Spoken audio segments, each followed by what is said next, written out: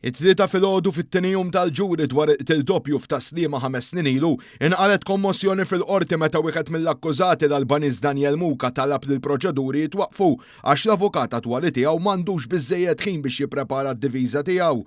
Muka flimkien ma' Viktor Dragomanski mill-Maċedonja ta' fuq qed jiffaċċjaw 13 il-kap ta' akkuża brabta mal-qtil ta' Christian Pandolfino u Ivor Maciejowski fir-residenza tagħhom f'taslima nhar 18 ta' Awwissu ta' 5 snin ilu. L-ewwel ġurnata tal-ġuri Muka wkoll kien talab għas-sospensjoni tal-proċeduri, iżda talba ma ntlaqetx kif reġa' seħħet tlieta. Fil-qorti li mħallef Natasha Gallia Xiberras talbet li Muka jerġa' jiddaħħal fl-awla 22 wara li jum qabel kien ġie ordnat jitkellem minn post ieħor minħabba l-kwistjonijiet ta' sigurtà.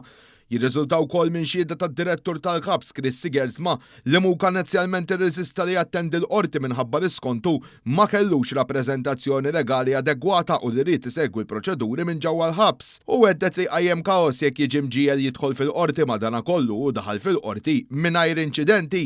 Minkejja dan it-tensjonijiet eskalaw meta l-avukat Mario Mifsud intażel minn Muka biex jieħu post l-avukat tal-għajnuna legali Ġosett Sultana saħaq lil ħin għalih biex iħejjed id-difiża ma kienx biżżejjed u talab għal sospensjoni fil-proċeduri. Il-prosekuzzjoni mmexxija minn Dr. Marija Francesca Spiteri mill-Uffiċċju tal-Avukat Ġenerali oġġezzjona tat-talba l-istess kif għamlet l-imħallef wara ħin ta' konsiderazzjoni. Waqt l-avukat Mifsud irtira mill-każ dan wassal għar-reazzjoni rrabjata minn Muka li qalli hu dritt tiegħu li jażel l-avukat tiegħu. L-imħallef Gallia Xiberras qalet li Muka xorta kellu rappreżentanza legali permezz ta' Ġosett Sultana immu ċaħada b'mod kategoriku qam jgħajjad marriċ lila m'intom xettatuni drittijiet tiegħi.